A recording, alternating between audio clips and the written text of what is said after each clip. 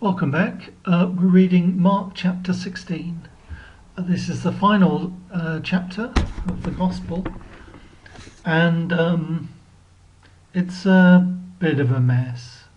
What we believe is, what we have confidence in, is very short at all, indeed, and then there are some add-ons, and it seems clear to me that they were never very sure that the questions we're asking today is this it? Was something lost? Was something secret and concealed and only included in certain privileged copies? Or was this how it's intended to end? I can't answer any of those questions, and I won't go too deeply into it. So, but we'll just read the proper ending and what we call the short and long ending, which are commonly considered to have been added in at some point. Okay. Verse 1. Kai diagonomenu tu Sabbatu, and when the Sabbath was past, diagonomai is the first time that Mark has used this word.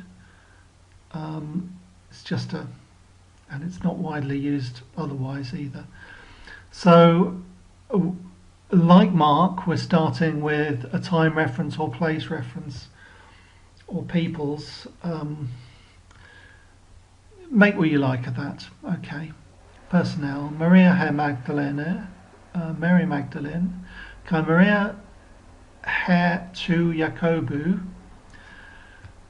Possibly Mary, the mother of James, Kai Salome and Salome, Egorasan bought aromata spices, Hinna, Elthusai, Alepsosinauton, in order that they might go and anoint him. It's odd. At the crucifixion we had watching from afar three women, Mary Magdalene. Mary specified the mother of James and Joseph, and Salome. And then at the end of the last chapter, after Joseph of Arimathea puts the body in the tomb, there were just two women who see. They're Mary Magdalene and Mary, the mother of Joseph. The word mother isn't there, just Mary of Joseph. And now we have three women again, but it's Mary of James. I should say that with men's names are normally given with their father's name. So-and-so, the son of so-and-so. With women, it's less clear what the convention is. It's embarrassing to say, but I'm looking at my experience, and we generally don't see it. Maybe that's because women just don't feature as much in Greek literature. That's ridiculous. Maybe in history and prose and whatever, I don't know. But we do not know if, presumably as a young woman, she would have her own name and her father's name. But when she's married, does she have a husband name? And when she's a mother, and if that's the person that we know, is she defined by being the mother? So Maria her tu Jacobu could mean Mary, the wife of Joseph. No, it couldn't. No, it couldn't. Mary, the wife of James. I don't think it means that. Or it could mean Mary, the mother of James. The other one, Maria her tu Iosetos. If Yoses is a version of Joseph, as some people like to argue, then I suppose that could be Mary, the mother of Joseph. I'm sure that somewhere someone is trying to resolve this so that everything is correct. For me, it's just, it is what it is. I mean, Salome is interesting. Bear in mind that until the last chapter we had never heard of Mary Magdalene. Kai lian proi te miai, tone sabatone, and lian very proi early in the morning, te miai on the first day of the week. Erakontai epitomne meon, they come to the tomb, anastellantos to Heliu. As the sun was coming up. No, sorry. No, I'm sorry, that's aorist. After the sun came up. It's surprising, we don't really see this word Helios in Mark, although I do think it's a feature. I've even got a reading of Mark's Gospel, which is all about the sun. But no, it doesn't feature really. It was mentioned in this late redaction in 1 when the sun went down. It's clearly important what the sun's doing, and it's there in the parable of the sower, the sun scorched, and it's there in the little apocalypse. The sun will be darkened and the moon will not give its light. But yes, you could say that this here in 16 picks up 1. There we had when the sun went down. For some reason, Jesus tended to heal in the evening. And here, first sun up.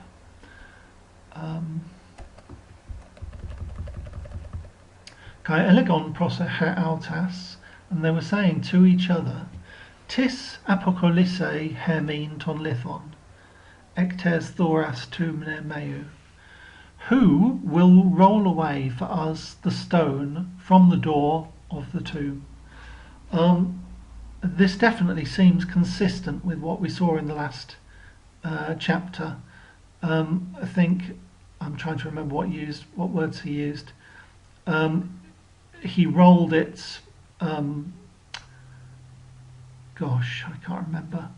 Was it proskulisei in front of the door, or epiten thoran?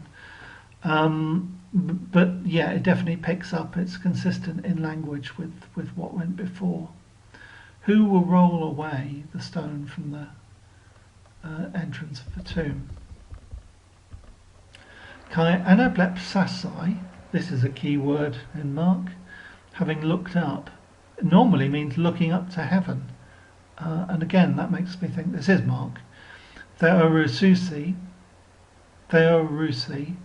they see hoti apokekulistai holithos, that the stone has been rolled back. I think that's perfect. Yeah, has been rolled back. En gar megasfodra, for it was sfodra, very big. This is a very common word in Greek, especially Demotic Greek like this, and yet we've never seen it. I don't think in Mark. No, never seen it. Mark likes lian, and even that used sparingly. It's kind of awkward. Yeah, they saw that the stone had been rolled back. It's very large. Kai eselthusai eistom nermeon, and entering into the tomb, Adon, they saw Neaniskon Kathemenon, a young man sitting entois dexiois on the right hand. Peribeblemenon stolen leucan, wearing, or maybe wrapped in, a white robe. We've only seen this word once in the sayings talking about the scribes. The scribes like to wear robes in the marketplace, but not in the narrative. But robes are certainly symbolic of affluence, riches, importance. Kai exathambethesan, and they were astonished. Yes, I mean personally, this does seem Markan to me. On the right side of what? Perhaps that doesn't matter. Neaniskos, of course, we had 2 chapters ago, escaping also in the context of clothes. When Jesus was arrested and everyone fled, a young man of whom we had previously heard nothing, he was wearing a sindone, which is the same word as is used for a shroud in the other Gospels. Maybe here. I forget. I think here as well. But definitely a wrapping sheet, and the pursuers grabbed hold of the sheet, the sindone, and he ran away naked. Now then, if we think that this is, so to speak, the same author, then you might think this Dionysios is the same person. And Morton Smith, who made, or allegedly made, some discovery in Jerusalem, so-called secret Gospel of Mark, or evidence of it in the binding of another book, probably made quite a lot of this. It probably is a Donish joke, but it was meant to start people sniffing around, and a lot of people see a gay angle in this, and so they relate the young man who was wearing next to nothing and escaped naked at the time of the arrest, and this man after Jesus is raised, and then they insert a story around Bartimaeus when we heard that Jesus was going into Jericho and then he comes out and nothing happened. They think something's there, and they think the young man who asked, the rich young man of whom Jesus said it's easier for a camel to pass through the eye of a needle than, etc., etc. The man who said he couldn't follow. It's all really nothing. But anyway, that's. But I guess the question I should be asking is, should I relate this to the previous Dionysios? It's certainly the previous young man gave up the sindone and fled away naked, and now he has a white robe. It's almost as though there's something about body and soul, and now he's being clothed in different garments. Maybe that was an earthly garment and this is a heavenly garment. And it's certainly normal to think of this young man, given the uncanny circumstances that we're in, not as someone who is meeting Jesus by pre-arrangement, but as an angel. That is what he appears to be. That's what he appears to be to me. Yes, he's an angel wearing a white robe, and hence the amazement. But whether or not he should be associated with the young man in 14 at the arrest in Gethsemane, I am not sure. Honestly, I've no idea what that passage is doing. Hodelegautais, and he says to them, this is the young man says to them, Mer ekthambes there, do not be afraid. Again, it's a very Markan word, do not be alarmed. Yesun zer teter ton Nazarenon, ton estaromenon. Zer teter, you seek Jesus, the Nazarene who was crucified. A lot of texts, the original, I think one of the Sinaiticus has a lot of corrections on it, so we're interested in the corrections before and after. I can't remember if asterisk is before or after, but Nazarenon is questionable, but it's in D, which is the very Lucan, maybe Marcionite redaction, I'd say. Anyway, you're seeking Jesus the Nazarene who was crucified. Eger there, he has been raised. Ukestin Hoder, he is not here. Ide hotopos hopu ethekan auton. Behold the place where they laid him. Yes, actually it was only one person who laid him. I know that's being pompous and silly, but it was just one person who laid him, which now I think about it would be rather difficult. Anyway, behold the place where they laid him. Perhaps he had servants. Ala hopagete, but go, epater tois mathertais, tell his disciples, kai toi petroi, and to Peter, yes, hoti pro age humas eistern Galilean, that he goes before you into Galilee. Ake out on obseste, and there you will see him. Kathos apen, who mean, as he told you. He did indeed tell them that. I can't remember where, but quite recently he said, I'll go before you into Galilee. In Mark. It's interesting, he says the disciples and Peter. You would think that Peter would be one of the disciples. It is a little odd. One pious pope piously said that Jesus specifically mentioned Peter because after what happened, his denial at the Sanhedrin's, at the high priest's, in the courtyard of the high priest, if Jesus hadn't mentioned him specifically, he would have been too ashamed to come, which is a nice Christian touch. I don't know why Peter is specified. I think it could be that, yes, I mean, there's a strong tradition in Paul that Peter was the first to see him. Peter first and then the disciples. You know, I cannot say. But for me, this is a fitting end. He will go before you into Galilee and you will see him there. So no appearance of Jesus in Jerusalem. That seems appropriate to me.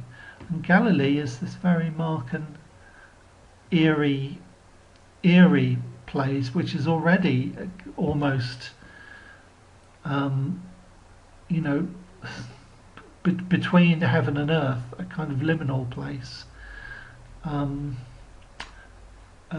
knows? But no, we're going to have some Jerusalem stuff. Kai exelthusai efugon apotu mnemeu, and having gone out, they fled from the tomb. Eken garautas tromas kai ecstasis, for trembling and astonishment held them. Well, we haven't seen exactly this form of words in Mark yet, though we've had a verb from this, and we haven't had a verb from tromos so much, but kai udeni udun apan, and they said nothing to anybody, ephobun togar, for they were afraid. And that is where we now tend to end the gospel. And I've heard that some people are unhappy ending something with gar, ending an episode with gar. For me, that's not a problem. Gar is always second.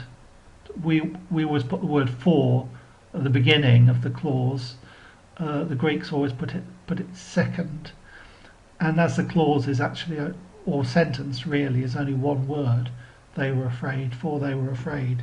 It is an abrupt ending, but it's also a very, very effective one.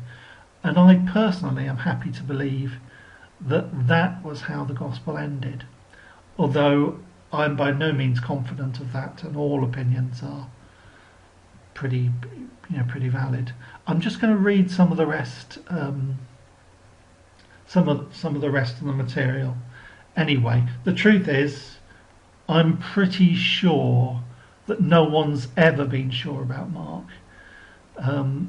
If there was an ending that had been lost. I mean, one of our best manuscripts, I can't remember which it is, if it's Sinaiticus or Vaticanus, actually has a space after this, I think. And, a space of like half a page or a page. And this is, well, it does make clear, the textual critics like to jump on that and say, well, it's clear that nothing was lost. I mean, it's common with texts, codices, to lose the last page or the first page because obviously that's more exposed to wear. But clearly that blank page for them signifies that was intended the end. For me, I would put a different spin on that. I would say that honestly the scribes had probably seen lots of different versions and none of them were satisfactory, and they wanted to kick it into the long grass, and they actually left a space thinking, at some point it will emerge what the ending of Mark is and we'll fill it in then. But this is just my entirely individual opinion. I'll translate some of the rest anyway. Pansadete parengelma mena, all the things he instructed. Yes, all his instructions. Exengelan, they announced, tois periton petron, to those around Peter. Suntomos, we haven't seen at all, concisely. Thomas to do cutting here, concisely. It's actually it's actually a direct transcription of our word concise, which obviously comes from Latin. Kido is cut and con, same as sun, with. Anyway, Mark's never used it before, and it's a little bit clunky, this sentence. His instructions they announced to those around Peter, concisely. Metadetauta, and after these things, kai autos hoiesus, also Jesus himself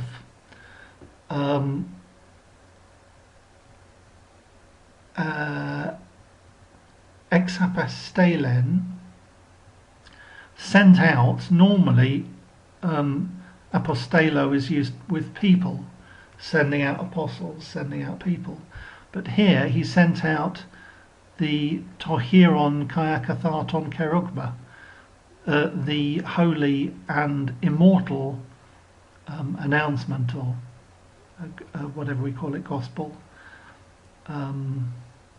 through them diauton, and he did it apa onatoles kai acriduseos, from the east all the way to the west. Obviously this is where the sun comes up, anatole, anatello, and the sun sets, duo. Well, that's sweet, but we haven't seen these words really used before. But it means clearly over the whole world. This clearly isn't Mark, in my opinion. The holy and immortal kerugma, tes ioniou soterias, of eternal salvation. Amen. It sounds like lots of other editions have just, they felt it was incomplete and they added a summary of what you need to know, which is, I don't think that's even pretending to be a part of the gospel. It's like a scribal comment for the confused, I would say. Now then, 16:9, it seems like this is an alternative ending to what we said, because this goes back to the beginning. This looks like a chapter beginning. Anastas de proi prote sabbatu. On the first morning of the week, Anastas, having got up,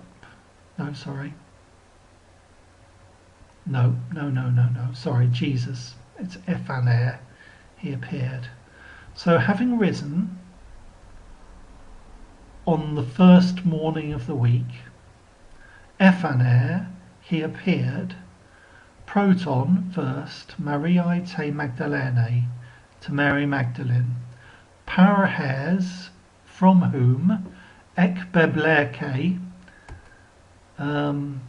pluperfect, yes, from ballo, ek ballo, from whom he had cast out heptademonia, 7 demons. Well, we didn't get this story. We'd never heard of Mary Magdalene before the last chapter. We do not remember the 7 demons, so that's interesting. Pluperfects always make me think that this is not Mark or even Greek, because that's a Latin thing. So nothing about this is Mark. Ephaner, we're going to get a couple of other words. Yes, he appeared. Okay, maybe that's just to connect with this bit, which actually does look a bit more Markan.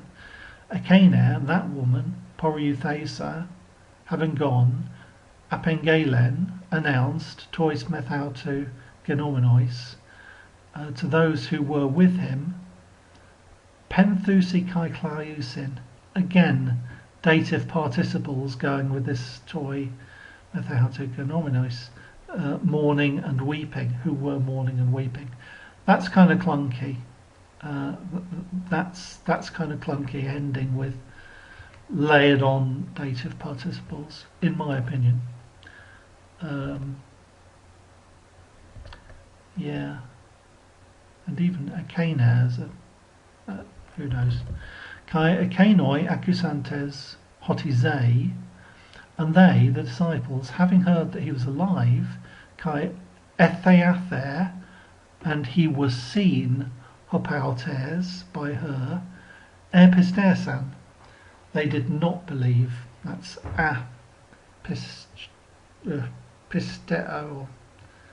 Yes, pisteo, to not believe. They disbelieved. Yes. Yes, Jesus is always described in the passive here. Ephaner, he appeared. Etheather, he was seen. Oath there is the word that we saw in that crucial Paul document and in Mark 9. There it was describing Elijah, but still. Okay. Metadetauta, and after these things, Dusin exalton parapatusin Ephanerother, yet another one. He was manifested. He was manifested. Dusen exalton to two of them, the disciples, peripatusin, who were walking around. Two of those walking. En heterimorphe. Yes, they were manifest. He was manifested in a different form. Well, we've never seen this word in Mark on its own, although we have seen metamorpheo as a verb. The really weird thing is, you notice the words we haven't seen. Apparently, Mark doesn't use this word, heteros other. I mean, it's a very common word. It's the most common word. Oh, maybe allos and other is another way of saying that. Yes, very common word, but Mark doesn't use it. So he was manifested in another form. Okay, what does that mean? In a different kind of body or something like that. To two of them who were walking around, and then it adds poruomenois eisagron. They were going into the country. Well, that sentence is kind of a mess. But it does chime with the story we know from Luke. Two of them rode to Emmaus, just two. And it's perfectly possible that this has been added, because of people's knowledge from other Gospels, which were considered respectable. So it could be that's being supplied from Luke, or from whoever Luke was working from, or whatever. Kaikainoi apothontes, and they, having come back, maybe. Does Mark use aperkamai to mean to come back? It's normally to go away. Okay. And they went back, apengela, denounced tois loipois to the rest. Again, I'm not sure if he uses that for people a lot. Ude ekenois epistusan, but they did not believe them. Okay. So husteron, and later, anakamenoi autois tois hendica epheneroth there. He was manifested to them when they were reclining at dinner. This is the 11. And onedisen, which we have heard once in Mark, they rebuked him. I think the people who were beating him. No, it's the people who were mocking him on the cross. This word, and he rebuked. I mean, Mark has a pretty good word for rebuke. And he rebuked ten apistian auton their unbelief, kai sclerocardian and hardness of heart, hoti tois theasamenois auton egermenon uk epistusan, because they did not believe those who saw him having been raised. Those who saw him having been raised, presumably the two, although it could also include Mary. In short, it is a big hot mess. All of the post-resurrection sightings are very, very inconsistent with each other across the Gospels and different accounts. Epenautois, and he said to them, Poruthentes eiston cosmon hapanta, go into the whole world. Again, Mark doesn't really like using cosmos like this. He has used it a couple of times within special. Yes, this saying source, what does it profit a man to gain the whole world and forfeit his soul? So that's a saying source.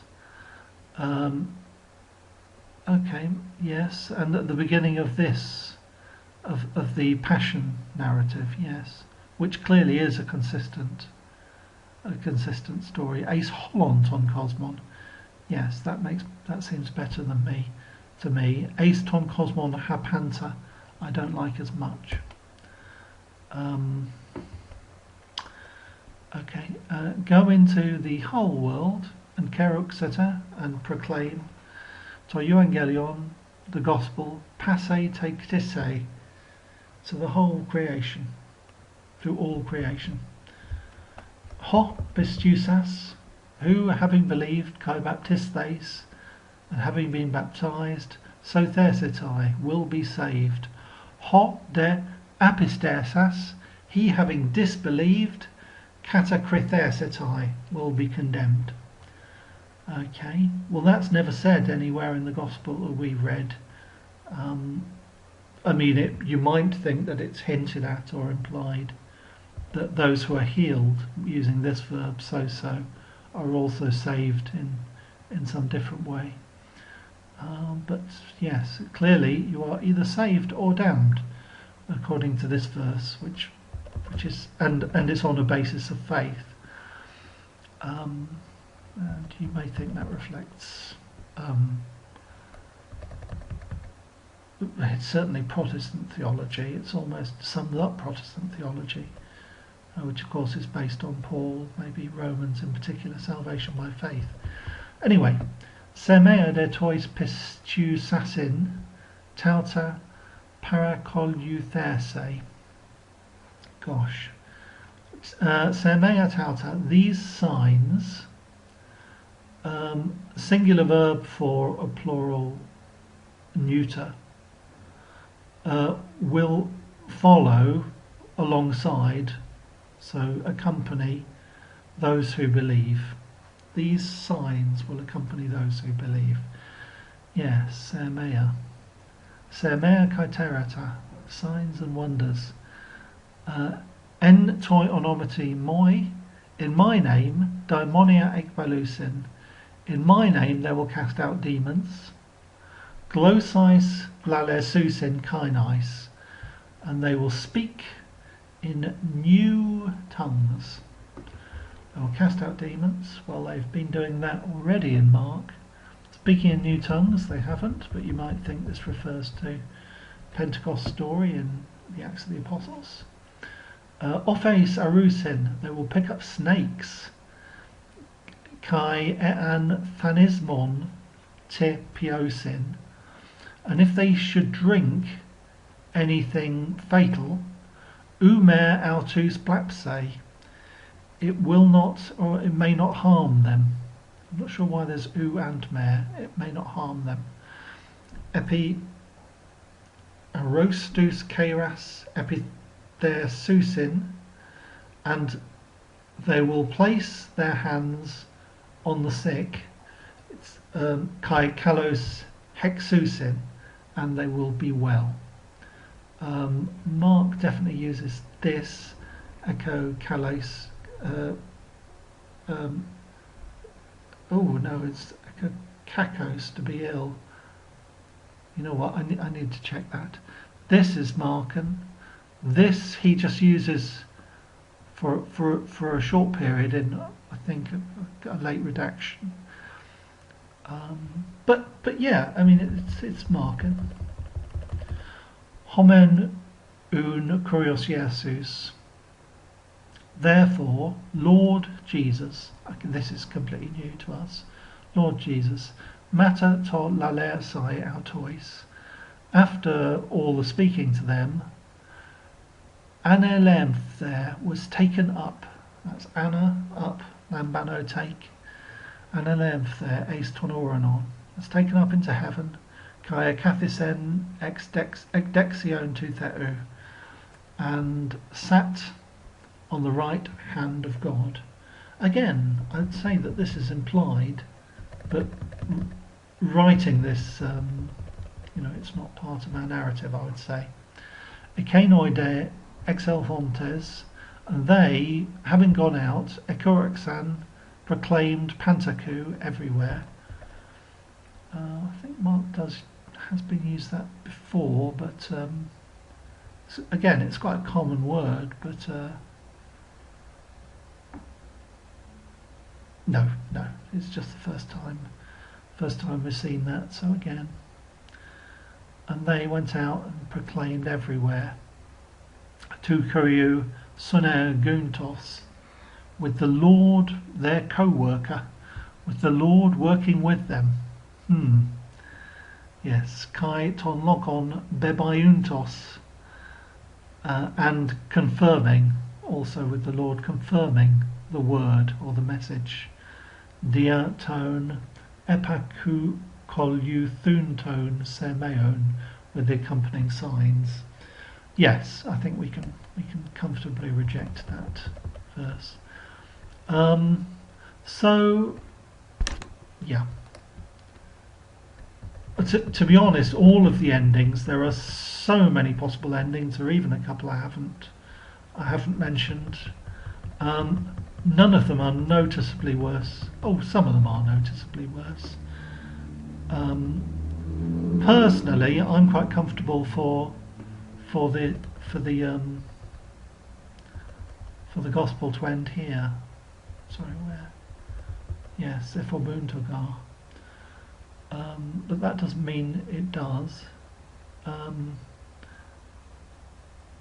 mean, it seems to me, I think I'll try and put this in a different video, my reflections on Mark in general. But it seems to me that this passion narrative, really, chapters 14 and 15, definitely belong together. And it's, in a sense, a gospel itself. Early Mark, which takes place in Galilee, has really nothing to do with Jerusalem at all. And then there's just one, I think 10 and 11, which seem to be separate. They stand on their own, but they certainly fit where they are. But yes, I think most people would say that Mark doesn't really have a post-resurrection section. I mean, if you think about how tradable these pieces are, if you think about during Jesus' life, you've got narrative, and then you've got sayings. Mark's quite a limited sayings source. Obviously Matthew and Luke, because they're using Q as well, it's bigger. So you've got narrative and sayings, and then you've got the passion narrative, all the episodes, the story of what happens in Jerusalem, from the temple to the crucifixion. And that doesn't necessarily have to fit with what went before. And then you have the after the crucifixion resurrection, and in a sense that doesn't have to.